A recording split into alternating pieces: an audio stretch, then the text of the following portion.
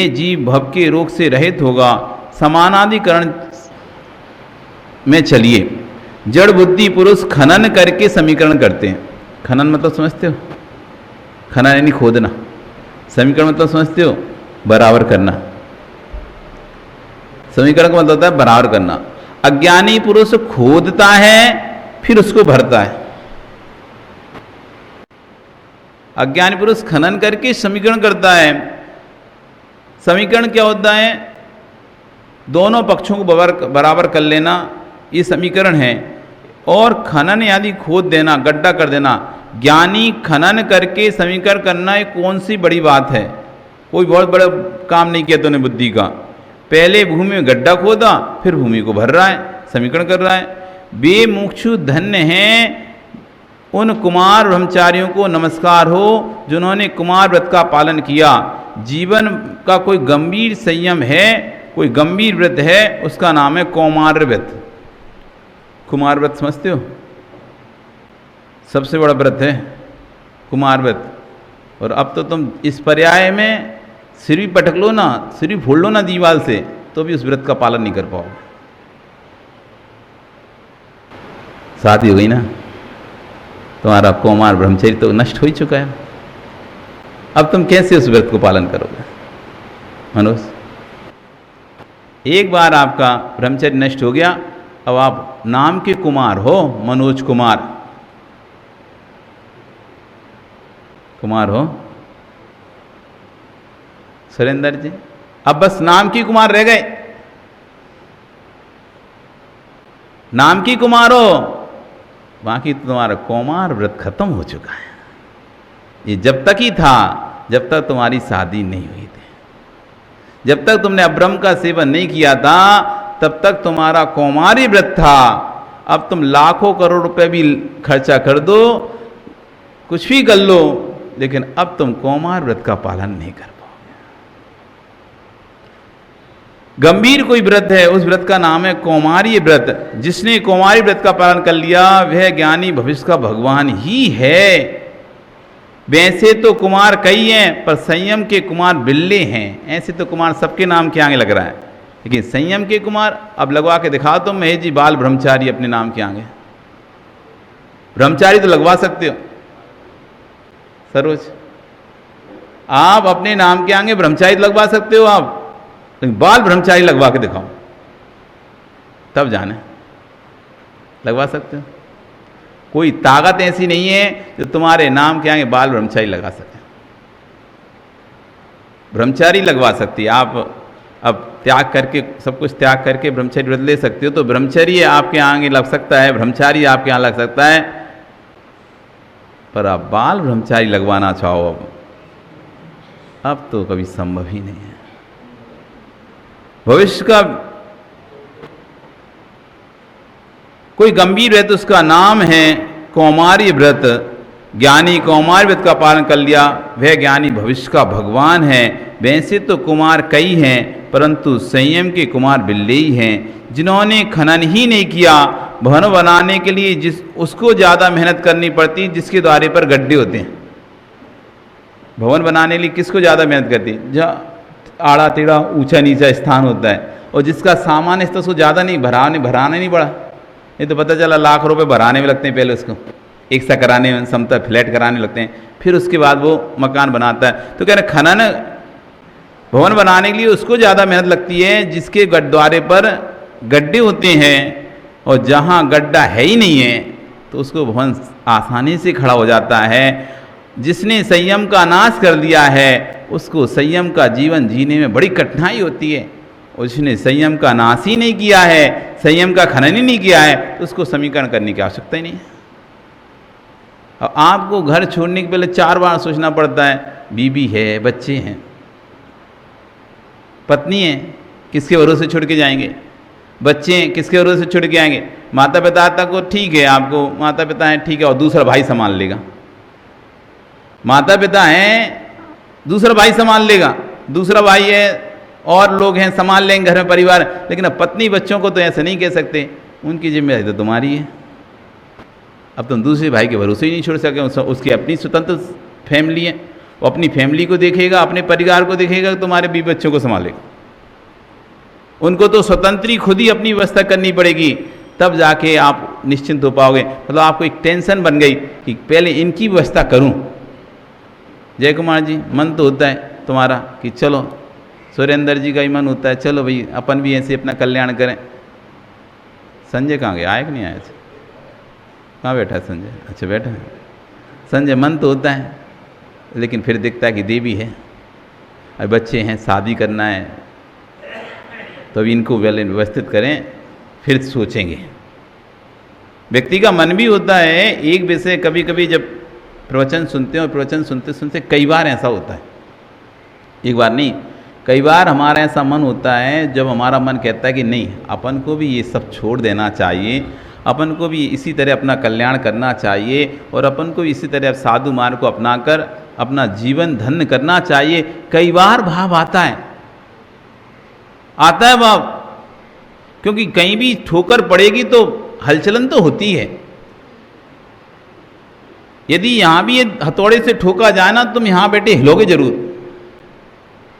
थोड़ा कंपन तो होगा तुमको भी। कोई वहां भी ठोकेगा तो कंपन तुमको यहां पर होगा, क्योंकि तुम अटैच हो। ऐसे जब हम प्रवचन सुनते हैं तो हमारा भाव एकदम अटैच हो जाता है उन शब्दों के माध्यम से। शब्दों में बहुत बड़ी ताकत है, शब्दों से पुल टूट जाते हैं। एक ही थाप में यदि एक साथ पुल पर शब्द पड़े, एक सेना के पूरे एक थाप में से, तो पुल भी कंपन करने लगता है, टूट जाता है। शब्द की तो महिमा है, जो जिसका विस्फोट है वो क्या है, शब्द ही तो है।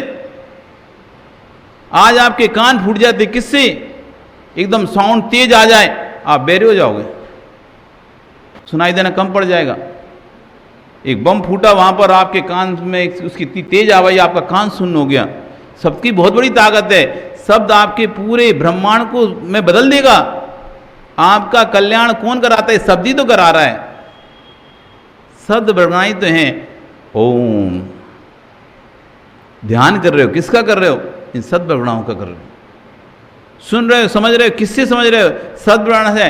परिणाम शांत होते हैं सद्भावनाओं से, परिणाम उथल पुथल होते हैं सद्भावनाओं से। आप यहां बैठे हो शांति से, क्योंकि आपके यहां अभी शांत रस का प्रवचन चल रहा है, इसलिए आप शांति से। यही यदि ओज रस का प्रवचन होता तो जोश आ जाता। जब हम देखो मेडिटेशन करते हैं तो बांसुरी की आवाज़ सुनते हैं, गिटार आदि की आवाज़ सुनते हैं, पानी के बहने की आवाज़ सुनते हैं, झरने की आवाज़ सुनते हैं, तो परिणाम एकदम शांत हो जाते हैं। और वही हम कोई देशभक्ति गीत सुनते हैं तो परिणाम कैसे हो जाते हैं? एकदम जोशपूर्ण हो जाते हैं। और वहीं कोई हम फिल्मी गीत सुनते हैं तो हमारे परिणाम कैसे होते हैं? रोमांटिक हो जाते हैं। इन शब्दों का प्रभाव देखो कितना है। बैठे बैठे आपको हंसा सकता है, बैठे बैठे आपको रुला सकता है। व्यक्ति आपके पास नहीं आए, आप व्यक्ति के पास नहीं जाओ, वो आपको थप्पड़ बिना मारे रुला सकता है। ये सद्भावना है। अकबर बीरबल के बीच में एक बार बहस हो गई कि सबसे मीठा कौन? तो अकबर कहता है नहीं, मिश्री अमृत है सबसे मीठा। अब जो उसके और चापलूस मंत्री थे वो भी कहते हैं हाँ हाँ महाराज जो कह रहे हैं वही सबसे मीठा है। तो बीरबल कहता है नहीं नहीं, वो नहीं है सबसे मीठा। तो अकबर कहता है क्या है सबसे मीठा बताओ? महाराज 4 दिन का समय दो, मैं बताता हूँ आपको सबसे मीठा क्या है। इतनी सी बात को बताने में 4 दिन? कि हाँ महाराज, वैसे आपको समझ में नहीं आएगी लेकिन मैं आपको बताता हूँ 4 दिन के अंदर सबसे मीठा क्या है। तो ठीक है, 4 दिन का समय दिए। 4 दिन का समय ले लिया। अब समय ले लिया, पहला दिन निकल गया। अब अकबर तो अपने काम काज में लग गया, अपने राजकाज में। उसको भूल ही गया क्या उसने हुई थी, वो क्या कि उस समय बात उस समय की थी, गई आई हो गई। लेकिन बीरबल उसको ध्यान में रखा हुआ था। दूसरे तीसरे दिन जब 2-3 दिन निकल गए, अब लास्ट दिन बचा था, चौथा दिन था। तो चौथे दिन उसने कहा कि राजन, आज मेरा मन है कि बेगम साहिबा को अपने घर पे भोजन कराऊं। क्या कराऊं? अपने घर पे भोजन कराऊं। कि ठीक है ले जाओ, कोई दिक्कत नहीं। बेगम से पूछा हाँ हम तो जाएंगे। आप बीरबल बोला आ रहा है तो फिर तो जाना ही पड़ेगा, कहाँ इसके यहाँ का सुंदर भोजन खाने मिलेगा। तो ठीक है, बड़े सम्मान के साथ उनको बुलाया गया। अपनी रानी से, अपनी पत्नी से उसे अकबर ने कहा कि सब प्रकार का मिष्ठान बनाना, और उस बीरबल ने कहा कि सब प्रकार का मिष्ठान बनाना। तो बीरबल की पत्नी ने पूरे प्रकार के मिष्ठान बनाए, जितने प्रकार के हो सकते थे अच्छे से अच्छे मिष्ठान बनाए।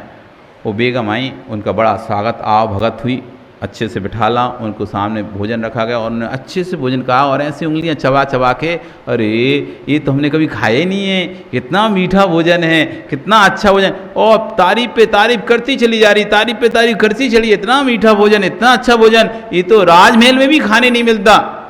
ऐसा करते करते उसका बहुत अच्छे से उसको अच्छे बिठाल के बहुत मीठे से बहुत सम्मान से उसको भोजन कराया। और भोजन कराने के बाद अब रानी बेगम जब जाने का समय हुआ, उसने अकबर ने कहा, बीरबल ने कहा कि अब आप जाएं, मतलब समय हो गया, अब आप जा सकते हैं। तो उनके ठीक है मैं चाहती हूँ। और उसके जो सैनिक वगैरह थे सब बाहरी थे, डोली लेकर खड़ी हुए थे। तो वह डोली में बैठती है और जैसे वो डोली में बैठती है तो बीरबल जोर से बोलता अपनी पत्नी को, इस जमीन को अच्छे से साफ कर, इन बर्तनों को आग में डाल। तुर्की भोजन करके गई है यहाँ पे, क्या बोला, तुर्की मतलब समझ गए, ये तुर्की भोजन करके गई इसलिए इस जमीन को अच्छे से साफ करो, इन बर्तनों को, जिन बर्तनों में भोजन किया है इनको आग में डाला। अब ये कान के ये शब्द किसके कान में पड़ गए, वो बेगम के। अब उसका तो पारा चढ़ गया, मतलब हम इतने अपवित्र हैं, इतने अशुद्ध हैं, तो फिर हमें बुलाया क्यों था। और जब हमारे स्थान को फिर से शुद्ध करना है, जहाँ बैठ गए और जिन पात्रों से हमने भोजन उन पात्रों को शुद्ध करना, मतलब हम कितने शूद्र अपने आप को, वो क्या शूद्र समझ रहे हैं हमको, जबकि हम तो राजा की रानी हैं। अब उसको तो छुप गई अंदर बात। अब वो तो जैसे ही राजमहल में गई उसका तो मूड खराब था और जाके कोप भवन पड़ गई। इधर अकबर जब आया तो उसने देखा कि रानी तो ही नहीं है, गया देखने कहाँ है, तो पता चला कोप भवन है। उससे पूछा क्या हो गया, आज तो तुम भोजन करने गई थी, फिर क्या हो गया, कुछ बोल ही नहीं रही कि मेरा इतना अपमान कभी किसी ने किया, आज जितना मेरा अपमान हुआ। क्या हुआ, किसने तुम्हारा अपमान किया, बीरबल ने मेरा अपमान किया, और जब तक उसे आप सजा नहीं दोगे तब तक मेरा मन अशांत रहेगा। तो राजा तुरंत सैनिकों को बोल के जाओ बीरबल को लेके आओ। राजभवन में बीरबल को बुलाया गया, बोला कि तुमने आज हमारी बेगम को अपमान किया, ऐसा क्यों किया तुमने, एक तो भोजन पे बोला ऊपर से अपमान किया। तो बोला नहीं नहीं मैंने अपमान नहीं किया इनसे, इनका। तो वो बेगम कहती किया है, इन्होंने बोला है कि तुर्की स्थान बैठ के गई, इसको सफाई करो, इस स्थान बर्तनों को अच्छे से सफाई करो, इसमें भोजन करके गई, ये अपमान नहीं है तो और क्या है। ठीक है, वो कहते हैं हाँ बोला तो मैंने ऐसा है, पर एक बात आप पूछिए महाराज इनसे, भोजन कैसा था। अब वो कहती है भोजन गया एक साइड, पहले बताओ तुमने बोला था कि नहीं बोला ऐसा। वो बोला कि बेगम हम बता देंगे बोला था, लेकिन आप तो इतना पहले राजा को तो ये बताओ कि भोजन कैसा था। तो राजा भी देख रहा है कि बता तो भी भोजन कैसा था। तो वो कहती भोजन की रखो एक साइड, भोजन छोड़ो, क्या ही भोजन में रखा है, पहले इसने बोला कैसे, इसकी हिम्मत कैसे हुई ऐसे बोलने की। तो बार बार जब वो कहता है बेगम साहब आप एक बार बताओ तो भोजन कैसा था, तो राजा भी आके कहता है तो बता तो भोजन कैसा था। अब उससे बुरे मन से बताना पड़ा भोजन तो बहुत अच्छा था। तो रानी साहब आप जब भोजन करी थी आप कह रही थी नहीं कह रही थी इतना मीठा भोजन कभी नहीं किया, ये तो बहुत कहते ना लाजवाब भोजन है, बहुत अच्छा मीठा सुंदर भोजन है। अब सब कहना पड़ा हाँ कह रही थी, सब बोल रहे थी, पर तुमने भी तो ऐसा बोला, वो तो छोड़ा आप ही सब बोल रहे थे ना, हाँ बोल रही थी। तब कहते राजन मैंने आपके प्रश्न का उत्तर दिया, देखो भोजन कितना भी मीठा था लेकिन एक शब्द हमने ऐसा बोला वो सारी भोजन की मिठास खत्म हो गई है। इस शब्द में वो ताकत है कि मीठी वस्तु को फीका कर दे और फीकी वस्तु को भी मीठा कर दे। नहीं है तो कभी किसी घर में जाके खाना खा के देख लेना, हाँ किसी घर में खाना खाने जाना, कितना भी अच्छा भोजन बनाओ वो पूछे नहीं आपसे खाने की, बोले नहीं आपसे, खा लो रखा है खाना उठा के खा लेना, देख लेना तुम्हें कितना मीठा लगेगा। आप किसी घर में खाना खाने गए हो और वो आपसे कहते कि खा लो रखा है भोजन बना हुआ, खा लो ये रखा है उठा के खा लेना, आपको कितना मीठा लगेगा भोजन बताओ तो। आप कहो भूखा ही रहना अच्छा है, ठीक है हो गया भोजन हमारा, नहीं करना।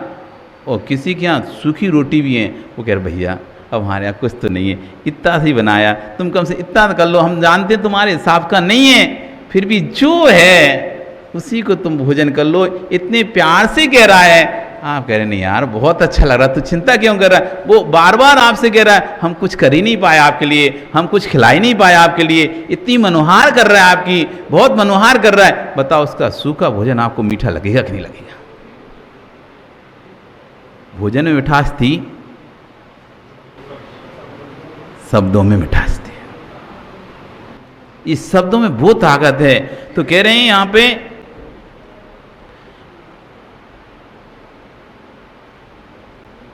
कि समीकरण करना, खनन करना नहीं करना, उसका समीकरण करने की आवश्यकता नहीं। जिसने अपने संयम का खनन नहीं किया उसे को समीकरण करने की आवश्यकता है, जिसने उसका समीकरण ही है। ये भी एक विद्या है। सुनो माताओं, प्रवचन सुन रही हो, चर्चा सुन रही, ये भी तत्व चर्चा है, यही तत्व चिंतन है, यही उपदेश है, यही सामायिक है। ध्यान से सुन लो।